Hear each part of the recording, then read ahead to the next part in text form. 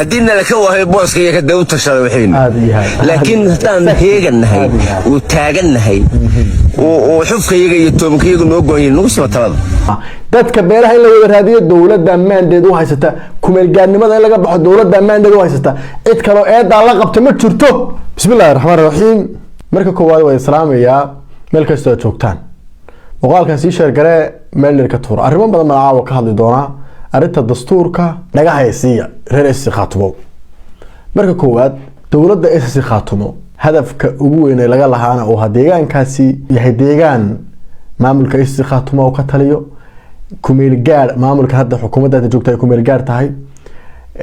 kumeel gaarnimadana aynu ka baxno oo aynu u gudubno wax la yiraahdo dawlad goboleed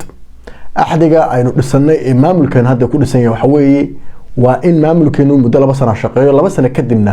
aynu gudubno inaynu noqono dawlad goboleed rasmi ah 12 qodob ee soo baxay waxa ku jiray in maamulkaas gacanta talada loo galiyay waxa uu qabanayay shaqadiisana ay tahay axad qarmeedka ku qoran su'aasha isweydiinta badan waxa weeye dastuur ma u baahana aynu ku meelganada ka baxno waxa la taa qofka aqliga uu garanaya dastuur waa loo baahan laakiin hadii la yiraahdo dastuur baa loo baahan yahay oo la qorayaa su'aal kala daba taal wadada loo maraya su'aasha ugu muhiimsan waa taas weey waxa lagu kala aragduwan yahayna su'aashaas ay imaanaysaa see loo maray xagee loo maraya way hadaba idin sheego dastuur muxuu yahay dastuur waxa weeye waa heshiis bulsho social contract bulshadaas iyo dadkaasi lagu dhaqayo dawladdu ay ku dhaqayso shacabka lagu dhaqayo xuduudaha deegaanka sugaysa madax banaanida maamulka sugaysa kala dambeynta dawladnimada sugaysa ku dhaqanka waxa weeye sharciga waxaas dastuurka imaanaya way dastuur marka yaa marka dastuur qorta dastuur waxa qorta cidda maamulka leh cidda maamulka leh maamulkaas ku midaysan ayaa qorta inaga marka 6 February maamulkan dhisanay dadka reer SSC ma u dhamaayeen ama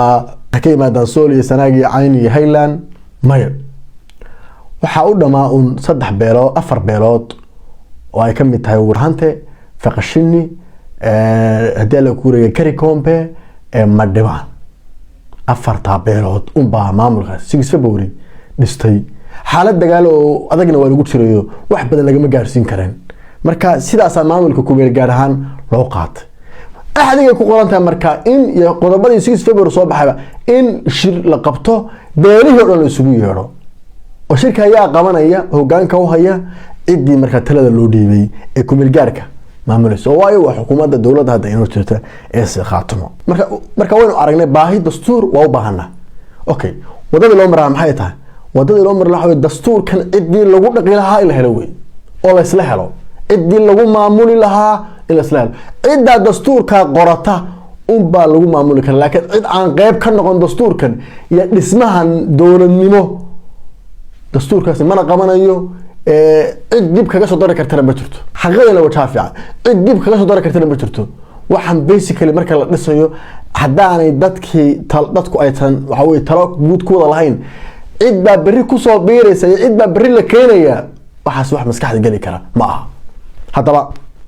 dastuurka waa in la helaa cid lagu xukumi lahaa waa kow marka la isla helo cid lagu xukumi lahaa markaas baa dastuur qori kara hadaba waa in la helaa beelaha wada degan gobolada Sool Sanaagi Cayn iyo Highland hadii aan Carabaabo si gaara dhulbahantay Warsangeli Faqashini kaski qabe gari Kombe Madhibaan hadii la kuuriyay Jibraahiil ogaadeen iyo Gahayl oo marjeerteen inta beelood waa in la raadiyo way taas oo qodob way hadii beelahaas la wada waayo oo inta Carabaabay qayb kamid la waayo inta isla ogol ba maamulka iyo dastuurka wada qoranaysa oo heshiisku ku galaysa su'aasha daba soo wadin waxa way in ku meel gaarka laga baxo yaa mandate u haysta wali ku aragduween qofka axdiga akhriiba de saxan oo qaatay dastuurka in ku meel gaar laga baxo mandate waxa u haysta xukuumadda hadda jirta yaa mandate u haysta xukuumadda hadda jirta mandate u haysta oo shirki qabanaysa beelahan Carabaabay raadinaysa waxa weeye gogol u fudinaysa tarashiishka inaynu ka baxno cid mandate u haysta waxa weeye waa dawladda hadda jirta istiqaatumo taasuna waa qodob muhiim ah la soo waafaqo axdigaanu dhisanay absolutely ma sheegayo in dastuur la qorto oo meel la kaga maxsuro waa sax laakiin qodob kala ku lamaanan oo sheegaya oo ah inaan u socno dowlad goboleed oo dowladda hadda dhisanay ay tahay kumeel gaar sidaa daraaddeed haddii aan u socno dowlad goboleed noqon oo dowladda kumeel gaarka ay 6 February lagu dhawaaqay dowladda ka dambaysa ay noqon doonto dowlad goboleed inta labada sano ay kumeel gaar tahay dowladdaasina ayna gaarsiinayso dowlad goboleed wuxuu intaas ku soo ururayaan dowladda markaas kumeel gaarka ayaa ka shaqeynaysa qaabkii dastuur bulshadaas reer Soomaaliya Sanaag iyo Highland ay ku midaysan yihiin dastuur ay u dheeyeen dowladda ayaa ka shaqeynaysa mandate oo haysta iyadoo aan faragelinin guddiyo madax banaan ha wuxuu saartay laakiin waa in la isla ogolay waa in beelihii dastuurkan lagu dhaqeeyay in lagu xukumeeyay si wada jira weeyay u joogaan oo aan la oran cid ma xaga dambe laga soo daray ma jirto waqtiga haysanaa 8 bilood baan haysanaa waqti fiican weeye waqti wax kasta aynu ku qaban karno weeye taasna waa qodob weeye yaa door leh marka waxa door ku leh arinta kumeel gaar bixista waxa door ku leh kow dowladdan hore u carabaabay oo doorkeedii qaadanaysa oo iyada fududeynaysa waxa weeye habraaca waxa weeye transition kala laga baxayo cidda diyaar garanaysa ee ka shaqeynaysa dowladda wax saaran oo ma dhaw haysta qodobka kale waxa kale door ku leh dadka loo yaqaano ama dadkeena waxa weeye wax garadka ama stakeholders la yiraahdo ee qeybaha kala duwan bulshada ka soo dhaxbaxay ila dowladani bulshadii bay moogtahay ka soo dhaxbaxday dadkaasina door bay leeyihiin in talada wax laga weydiiyo qaabka aynu kumeel gaarka ka baxano taas waa qodobka saddexaad oo kale dad waxa loo baahanyaa khubra oo khibrad loo expertia ayana loo baahanyaa oo iyaguna absolutely qaybtaas ka qaata xukuumadda si guud ama golaha fulinta ama golaha sharci dejinta si wada jira ay arintaas waxa weeye ay uga shaqeeyaan sidoo kale waxa door ku leh ergooyinka dabcan la soo xulay haday tahay ergooyinka beelaha aan hore u carabaabay ergooyinka lagu soo xulayo talay ku leeyihiin qayb bay ka yihiin dabcan kumeel gaarka bixista weey taasna waa qodob weey inta ba kan isla fahanay dowladda hadda jirta xukuumaddan maxay ka shaqeynaysaa xukuumaddani waxay ka shaqeynaysaa in beelihii aan la wada raadin taasna wax soconaya waa khalad weyn weeye dowladdu waa inay beelaha wada raadiso haddaan special aan carabaabo beesha warsan gali gobolka Sanaag iyo Highland degta ballaaran beeshaasi ergaaba inaga dhaxaysa dhul iyo deegaan badan inaga dhaxaysa jirta beeshaasi waa beel weyn weeye waa dad aynu ehel iyo tolnahay waa dad diyaar u ah inay reer SSC qaatumo wax la qaybsadaan anu intan xoogaalkahay waa anu xiriir badan ayaan la leeyahay taasina waa qodob weeye waxaan rabaa reer SSC qaatumo inaan u sheego kharabaadkii 2012 in dib loogu noqdo maaha waayo de waxay ahayd beelihii deegaanka inay wada raadinayeen laakiin taa waxa la oran karay de xaalado kale lagu jiray taas cudur daar bay lahayd 6 February-na cudur daar bay lahayd oo waxa weeye dagaal baba inagu furaaba oo xilli beel isla raadiyeen jooginba maanta reer SSC qaatumo cudur daar cid ka asmacaysan ma jirto runta isu sheegno waa in la raadiyaa warsangali absolutely hadii la waayo de marka waxa weeye waxaan ku doodno waa garan karnaa laakiin inagu cid ba raadin ba inaynu dhahno dastuur baynu qoranaa war waxaas ma jirto warsangali dan badan bay naga dhaxaysa isku deegaan baynu nahay dadkeeni weeye walaaladeen weeye waxana ma diidana intaan xoogaalka hayno waxana ma diidana kumeel gaarka bixista waxa muhiim ah in la helo beelaha gobolada Sool Sanaag Cayn iyo Highland beelaha degan in la helo waa muhiim weey taasina waa qodob weey arinta kale rabaan carabaaba weey macnaha ay leedahay maxay tahay quruxda foolxumo ka weyn ma jirtaa madaxweyne dhul baahanta madaxweyne ku-xigeen dhul baahanta gudoomiye baarlamaan dhul baahanta tani kumeel gaar baheedo waxa weey ku qabsatay baheedba noqto laakiin wixii hadda ka dambeeyay leedka asmici maayo oo laynaga asmici maayo oo dowladnimadeenu qurux yeelan mayso oo dowladnimadeenu hana qaadi mayso intaanu leenahay qaabkii kumeel gaarnimada ayaanu hadana dib isku doorana suuragal ma aha dowladda waa in la balaariyaa oo dadka deegaanka wax laga siiyaa absolutely waa inaan u dhaqanaa qaab dowladeed waa inaan u dhaqanaa sigay hadaynu raadino oo aynu weyno maanta waynu ka garjoognaa laakiin hadayna raadin iyaga inaga garjooga garan la taqaana waxay la dhageysataan ilaahay baa idinku dhaarshay caaqil gabayre qaasha hartiga waa dadka aan ugu ixtiraamka badan weey oo ah nin warsan galiya caaqil warsan galiya ونيكي كوفيدا توري شري ورن شري ولكن إيهيلي يدي هوج الله بدي دقيست نكاني قلبك أو كهذا اللي دقيست waxaan la hadlayaa reerka la yiraahdo Saciid Harti waxaan oranayaa Saciid Hartiyow waxaynu ku jirro iyo halka aynu marayno iyo halka waxaynu marayaan waa ogtay war wali waxaynu ku jiraa horta waa kuleeyahay nimadii wali ma dhamaan waa kuleeyahay in gaar cid wax u samaysato waxayna facaan waa wax la wada leeyahay waa tala loo dhan yahay waa dastuur loo dhan yahay waa dhimasho loo dhan yahay waa difaac loo dhan yahay waxaan haynaa ma fiican waxaan loo dhamayni idinma deeqaan annana ma deeqaan wax idinka idin gaari ma jiraan waxaan gaar idin ahayn oo leedin leeyahay haba isku qaban lagu sima noo haya wuxuu barbarkii ka baxdaa waa bakayla qaleen haddiina la ka wahay booska iyo ka dawta shada waxeen laakiin hadaan heeganahay oo taaganahay oo xufkayga iyo toomkayga noo gooyin nagu sima talada ilaahay baan idinku dhaarshay miyaanu idinka gorjoogin reer istiqaatmo miyaanu aqalku idinka gorjoogin ruuxu waa ilmaadaraha tulada dhulka inoo dhiga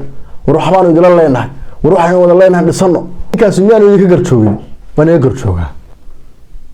ilmaadarayaalow runtaa idin sheega daba si gobonimo leh inoo la hadla talada dhulka la dhigo xukuumaddan leh talada dhulka la dhigo dadka la wada raadiyo tolka aqalkan waa mahadsan yahay wallahi hadal dhaxalgal ah ayuu ku hadla intaas waa qodob hadii la waayo warsan gali waa sida uu sheegay horta xaq baad u leedahay wixina dastuurkina qorta laakiin anagoo diyaar oo heegan ku jira sabab nolol dhaw hadii la kuureeyo nolol ignore garay war waxaas ceeb weeye gobonimana ma dowladana mas'uulka isna mas'uulka ma adkana mas'uulka ma dadka beelaha in la wada raadiyo dowladda maandeed u haysata kumeel gaarnimada in laga baxo dowladda maandeed u haysata cid kale oo eeda la qabto ma jirto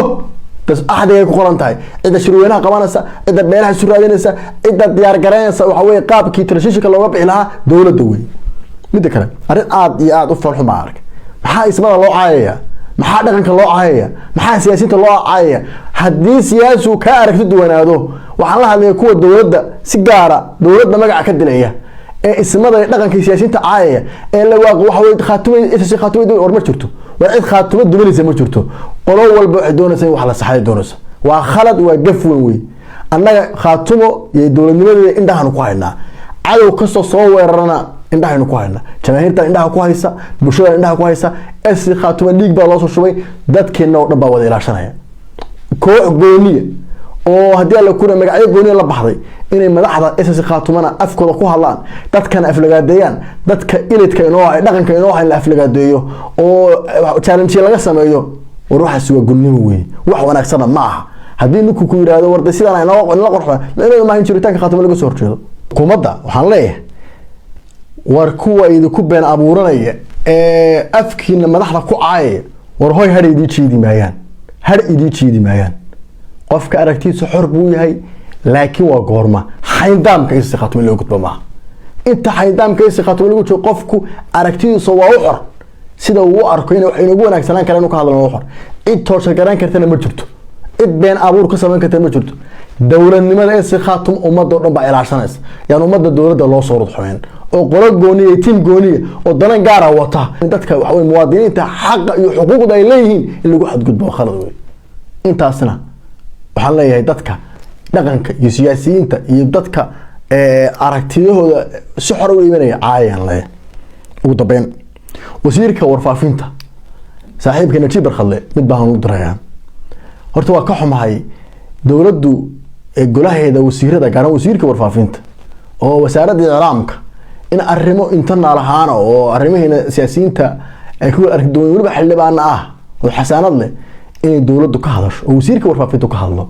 oo uu fiirin waayo cadawga dibadda maalulba TV-da usoo taagan maamulkeena caayaya wasiirada nin walba dhigiisa leh taasa haboon inuu jawaabo laakiin arrimo inaga internal ahaana oo dhaxdeena inuu ka hadlo wasiirku oo uu waxa way gabayo soo qaato waxaan leeyahay dawladnimadu munaasib runtii kuma aha cidda loo baahan yahay in dadka ay jahayso oo dadka ay midayso waa dawladda weey dawladii hadii ay isku daydo qaar kamid ah wasiirada dadka inay kala qeybiyaan war waxaas wanaagsan wax wanaagsan ma Najiib Barkhadle waa saaxiibkay khalad badan oo galay waa jirta anaguse wasiirka aniga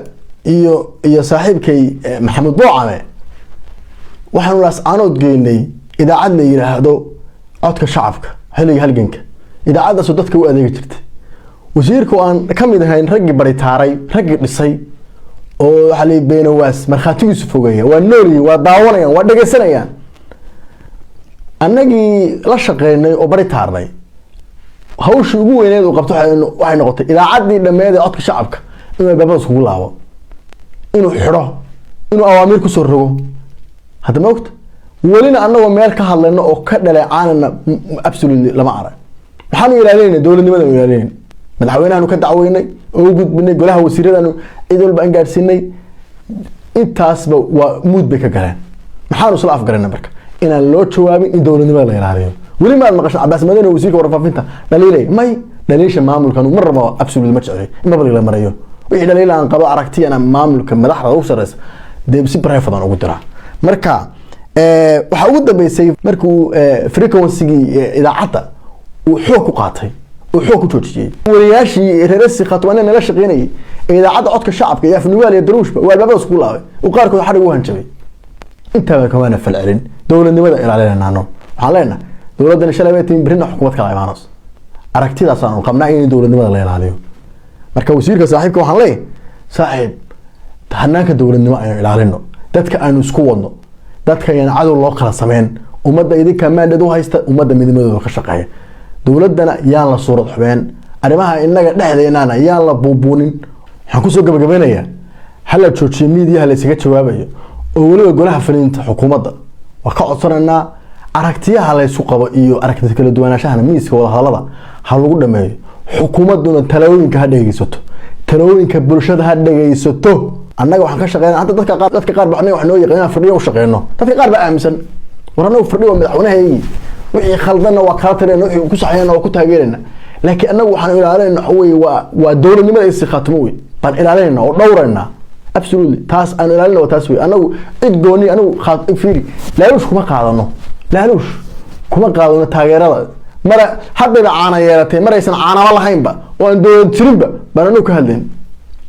magaraas oo aan cadow badan ku yeelana